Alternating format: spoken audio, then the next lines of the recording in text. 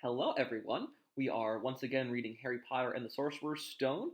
We're on Chapter 2, The Vanishing Glass, and Harry has been brought to the zoo for the first time because he lives a really rough life with the Dursleys, and it's not fun. But now he's out at the zoo on Dudley's birthday. How exciting. After lunch, they went to the Reptile House. It was cool and dark in there, with lit windows all along the walls. Behind the glass, all sorts of lizards and snakes were crawling and slithering over bits of wood and stone. Dudley and Piers wanted to see huge, poisonous cobras and thick, man-crushing pythons. Dudley quickly found the largest snake in the place. It could have wrapped its body twice around Uncle Vernon's car and crashed it into a trash can, but at the moment, it didn't look in the mood. In fact, it was fast asleep. Dudley stood with his nose pressed against the glass, staring at the glistening brown coils. "Make it move!" he whined at his father. Uncle Vernon tapped on the glass, but the snake didn't budge. "Do it again!" Dudley ordered. Uncle Vernon rapped the glass smartly with his knuckles, but the snake just snoozed on. "This is boring," Dudley moaned. He'd shuffled away. Harry moved in front of the tank and looked intently at the snake. He wouldn't have been surprised if it had died of boredom itself. No company except for stoop people drumming their fingers on the glass trying to disturb it all day long. It was worse than having a cupboard as a bedroom, where the only visitor was Aunt Petunia hammering on the door to wake you up. At least he got to visit the rest of the house. The snake suddenly opened its beady eyes. Slowly, very slowly, it raised its head until its eyes were on a level with Harry. It winked. Harry stared. Then he looked quickly to see if anyone was watching. They weren't. He looked back at the snake and winked, too. The snake jerked its head towards Uncle Vernon and Dudley, then raised its eyes to the ceiling. It gave Harry a look that said quite plainly, "I get that all the time."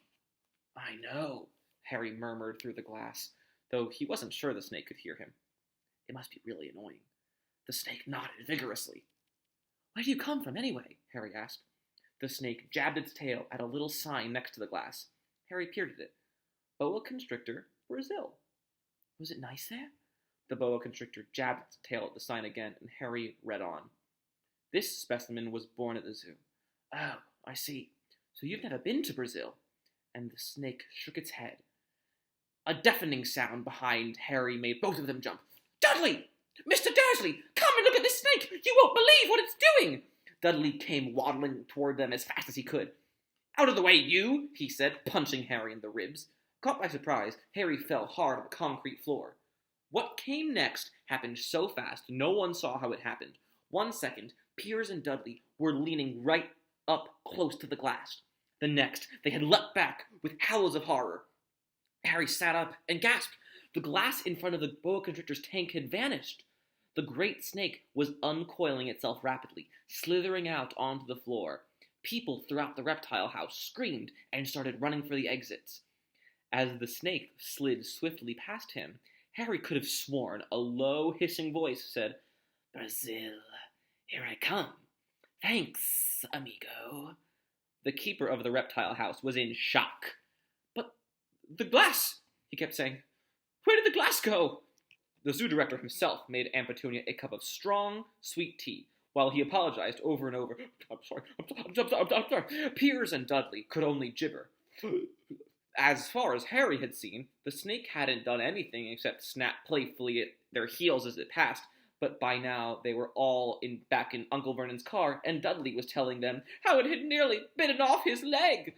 But worst of all, for Harry at least, was Piers calming down enough to say, "Harry was talking to it. Weren't you, Harry?" Uncle Vernon waited until Piers was safely out of the house before starting on Harry. He was so angry he could hardly speak. He managed to say, "Go, cupboard, stay, no meals," before he collapsed into a chair. Aunt Petunia had to rush and get him a large brandy. Harry lay in his dark cupboard much later, wishing he had had a watch. He didn't know what time it was, and he couldn't be sure the Dursleys were asleep yet. Until they were, he couldn't risk sneaking to the kitchen for some food. He lived with the Dursleys almost 10 years, 10 miserable years, as long as he could remember, ever since he'd been a baby boy, and his parents had died in that car crash. He couldn't remember being in the car when his parents had died. Sometimes when he strained his memory during long hours in his cupboard, he came up with a strange vision. a blinding flash of green light, and a burning pain on his forehead. This, he supposed, was the crash, though he couldn't imagine where all the green light came from. He couldn't remember his parents at all. His aunt and uncle never spoke about them, and, of course, he was forbidden to ask questions. There were no photographs of them in the house. When he had been younger, Harry had dreamed and dreamed of some unknown relation coming to take him away, but it had never happened. The Dursleys were his only family. Yet, sometimes he thought, or maybe hoped, that strangers in the street seemed to know him. Very strange strangers they were, too. A tiny man in a violet top hat had bowed to him once while out shopping with Aunt Petunia and Dudley. After asking Harry furiously if he knew the man, Aunt Petunia had rushed them out of the shop without buying anything. A wild-looking old woman dressed all in green had waved merrily at him once on a bus. A bald man in a very long purple coat had actually shaken his hand on the street the other day, and then walked away without a word. The weirdest thing about all these people was the way they seemed to vanish the second Harry tried to get a closer look. At school, Harry had no one. Everyone knew that Dudley's gang hated that old Harry Potter in his baggy old clothes and broken glasses, and no one liked to disagree with Dudley's gang. And that is the end of Chapter 2. I will see you all next time.